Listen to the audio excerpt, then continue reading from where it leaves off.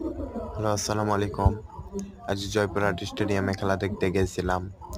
পাঁচবিবি উপজেলা ভার্সেস জয়পুরহাট উপজেলা সদর। আজকে সেমিফাইনাল ম্যাচ। জয়পুরহাট উপজেলা সদরকে 4 গোল দিয়ে পাঁচবিবি উপজেলা ফাইনালে নিশ্চিত করলেন। ফাইনাল ম্যাচ আগামী 15 তারিখ রোজ শুক্রবার বৈকাল 4 ঘটিকায় পাঁচবিবি উপজেলা ভার্সেস জয়পুরহাট পৌরসভা বৈকাল 4 ঘটিকায় অনুষ্ঠিত হইবে। ম্যাচটি সকলে আমন্ত্রিত।